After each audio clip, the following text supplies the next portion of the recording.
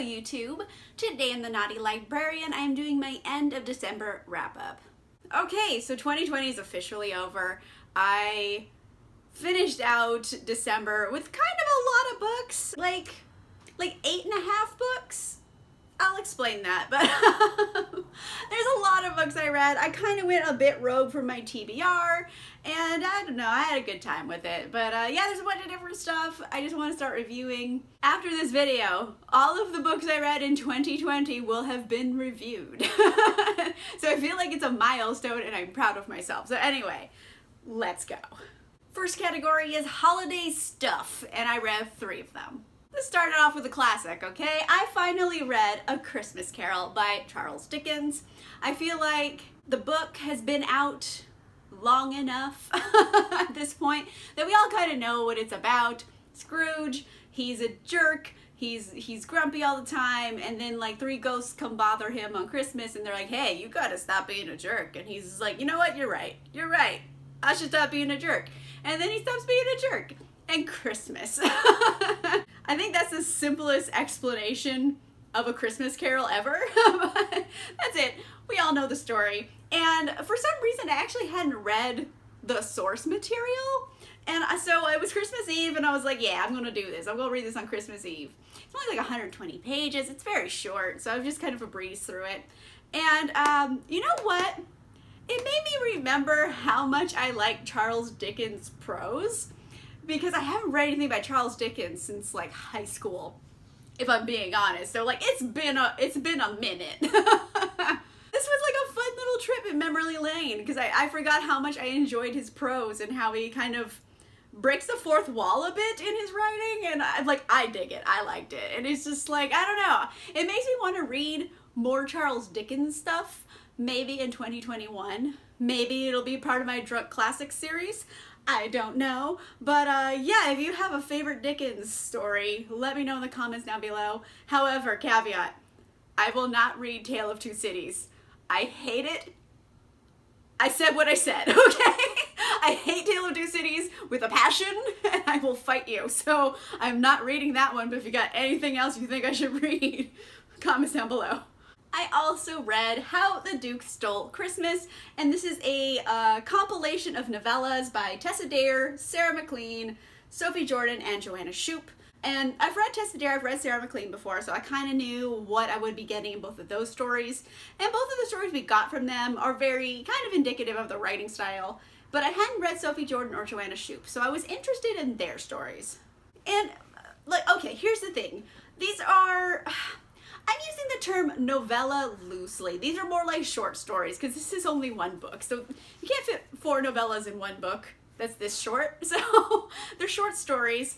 And here's the thing. Like, short stories that aren't meant to be short stories always feel like they need more room to be fleshed out. And that's also the case with this. For a lot of it, it's like... seeing 2 people like fall in love and be together forever in a short story is not enough time. Everything's just very quick to a point where you're like, that doesn't make sense. I'm confused. But then you just have to go with it because Christmas, you know? Okay, so short reviews of all 4 of these. The book by Tessa is called Meet Me in Mayfair. It was cute. It's kind of, you know, mistaken identity type story. It had a lot of things I really like about Tessa stuff. Again, wish it was more fleshed out. It could have been really fun and had lots of zany antics if it like stretched further. But yeah, it's indicative of her writing style. So if you like Tessa, you're gonna have fun with it. It's a cute little story. And then you have Duke of Christmas Present by Sarah MacLean. Of course, this one is just like the most drama that has ever dramaed. But that's just like Sarah MacLean. You know what? I've come to realize this. Her books are just drama. They're not really ever funny. They're always just like, oh, the drama is heavy, and it's almost melodramatic, frankly. And this one too, melodrama, it's real. So surprisingly, my favorite little story in this book was called Heirs Alone, and that was the one by Sophie Jordan. And it's kind of a historical romance take on Home Alone, which if that doesn't sound amazing to you, I don't know how you've been living your life, because historical romance Home Alone is incredible to me. It's like an heiress, and her family left her behind at this the winter castle they were at, and then the grumpy duke down the road has to come over and says, hey, you guys need to come to my house because there's robbers going around and they're gonna rob you.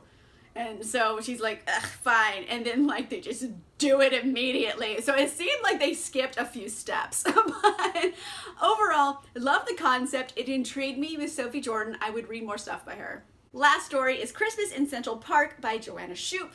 This one, it's set in America for starters, so that's a new one. And I don't know. This one had issues.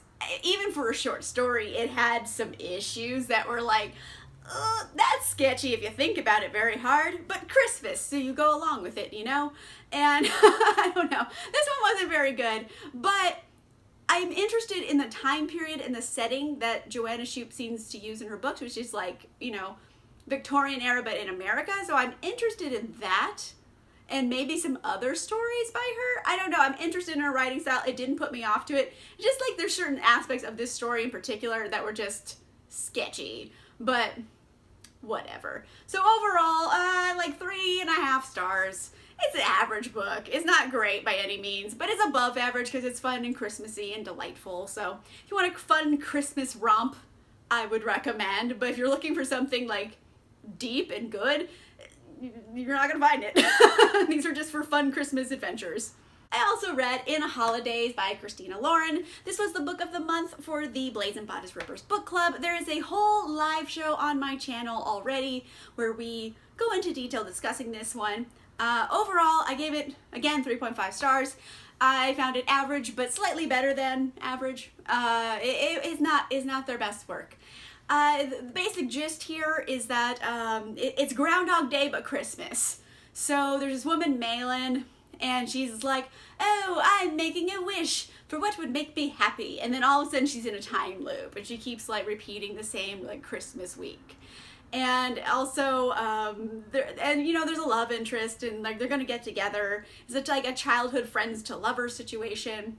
So for that being said, like if it was just that, friends to lovers, childhood sweetheart thing going on, I couldn't have got into it just for fluffy romance purposes. Like, if you're gonna be a fluffy romance, be fluffy. That's fine. But why throw the Groundhog Day thing in when they don't do anything with it? That was my problem, essentially. I don't know how to say this and not have it sound weird, but there wasn't enough murder in this holiday rom-com for me.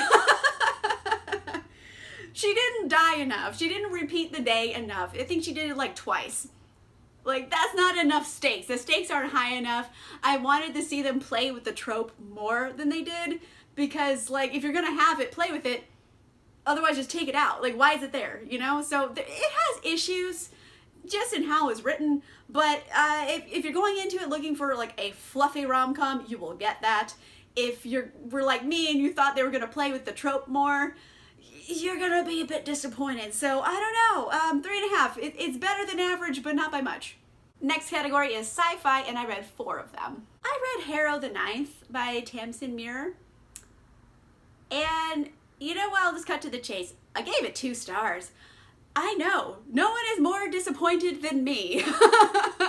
This is the sequel to Gideon the Ninth, which came out last year. I read it last year, it was a 5-star. One of my top picks of books for that year of 2019. It was dope. Loved Gideon the Ninth. Was so excited for Harrow the Ninth. Read this and just was like, what the fuck did they do? It's really hard to describe the plot for multiple reasons. One, this is book 2 of a trilogy, so all of book 1 has already happened. This is a continuation of. But also, here's the thing. Like, I can't go over any plot points to have this make sense, because any plot points I bring up will be a spoiler. So I really can't, but essentially, like, I was reading this book and like I pegged a lot of like the aha reveals way before they happened. Like, I got what was happening completely. Like, I understood the story and what was happening and why it was being told the way it was being told. And that being said, even though I understood what was happening, honestly, it is borderline unintelligible. Like, it makes no fucking sense at all. Like, most of the time you're reading this, you're just going, what is happening? And not like in a shock, like, oh my gosh, what's happening? It's literally like, what is happening? Like, I don't understand the words that are on the page. Like, that's how it feels to read it. It's almost unintelligible, frankly. It's unreadable. And that's coming from me, who actually understood what was happening, and I still found it unreadable.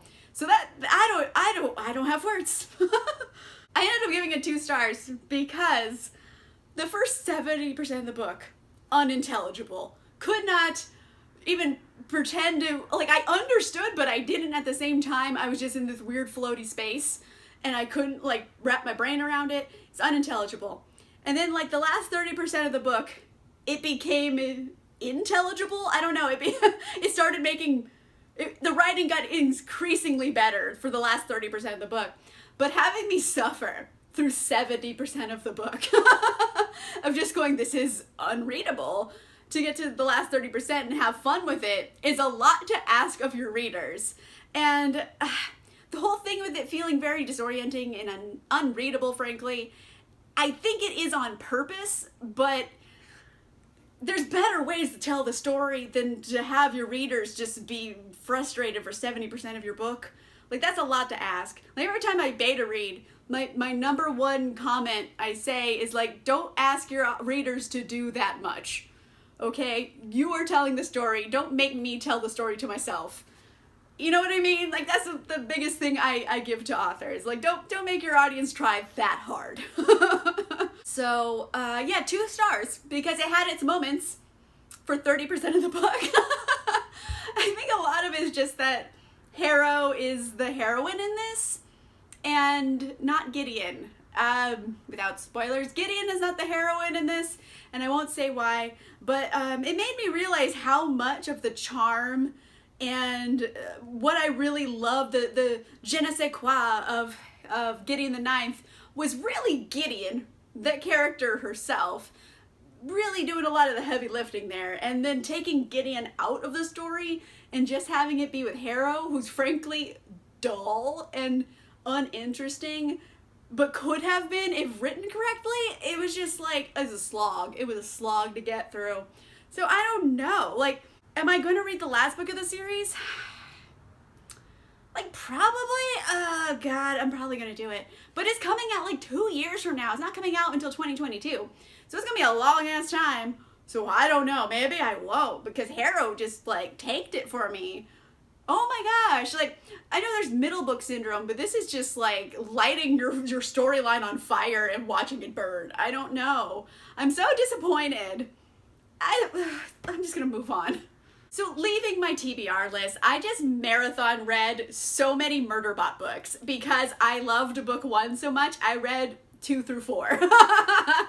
I just chain read Murderbot books. So I'll just review them all at the same time because it's all a continuing story. I have Artificial Condition, book 2, and book 3 is Rogue Protocol, and book 4 is Exit Strategy.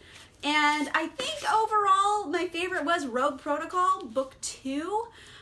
We do meet a character called Art, and that's short for Asshole Research Transport. So Murderbot makes a friend, but that's a spaceship.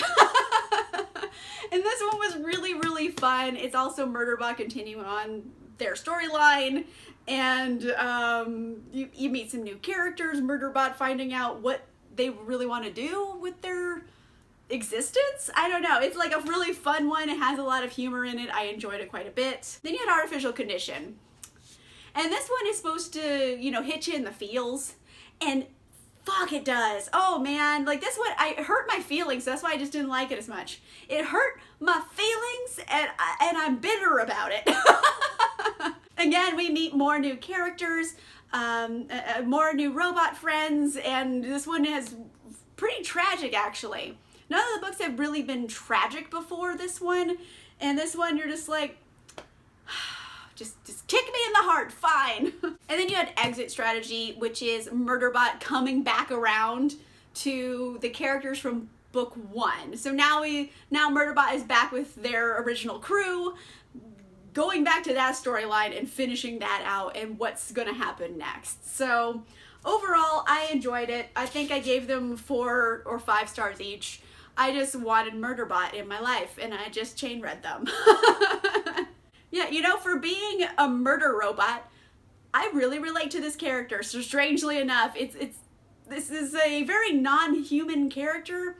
Murderbot doesn't actually want to be human, so it's a very non-human character, but very relatable to humans, I think. So you at your most antisocial is basically Murderbot. So I feel like all of the antisocial things that Murderbot thinks, I'm just like, same. That is a mood.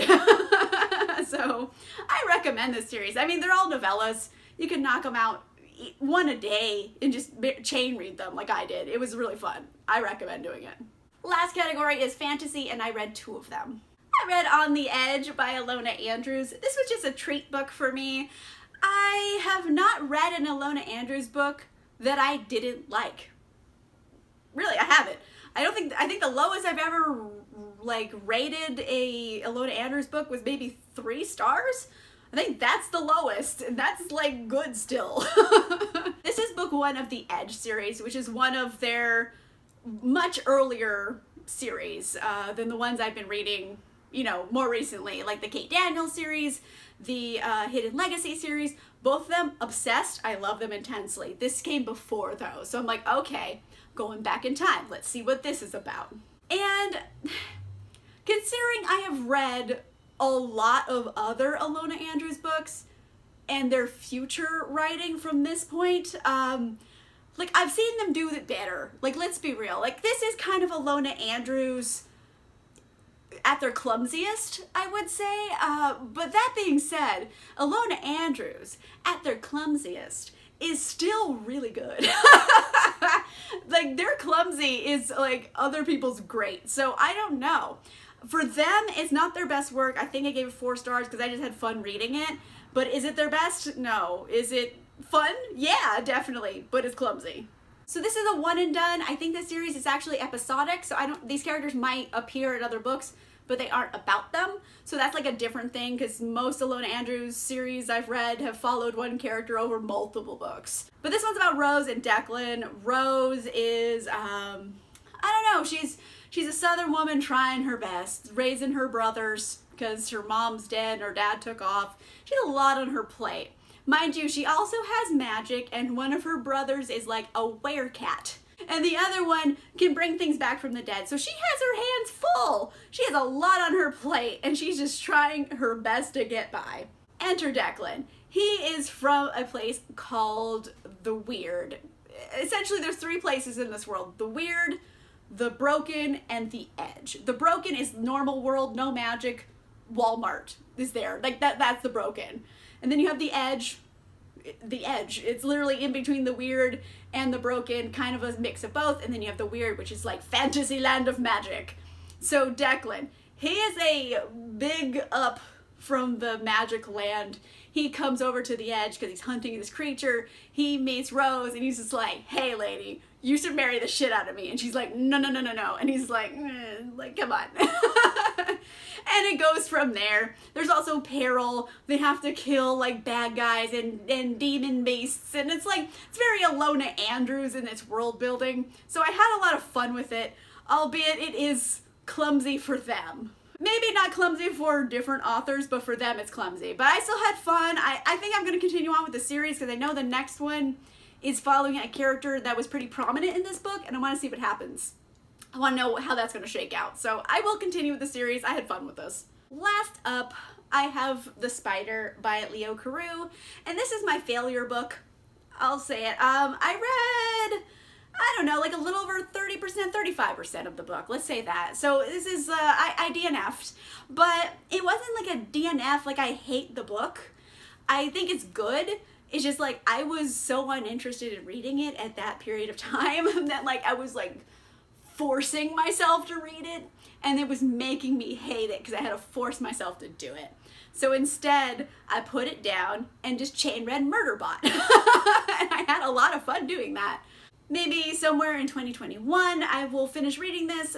I don't hate it, it's not bad. It's just, I I don't know, it's not as fun as The Wolf, the book 1 of this series, because that one had really high stakes and a sense of like tension and drama that really draws you in and you love it. And this one, the tension is not there because as a reader, I know more than the characters do, and so it's like the stakes aren't as high for me because I already know what's going on. I'm not finding out about it with the characters. So I don't know, that sense of like drama and tension I liked in book 1 is kind of absent here. I think that was like putting me off. But the basic idea for this series is kind of speculative fiction, honestly. Let's say basically Cro-Magnon men, Neanderthals, didn't die out. They actually split off. Like our family tree split off and Neanderthals have evolved into their own species away from Homo sapiens. They both exist.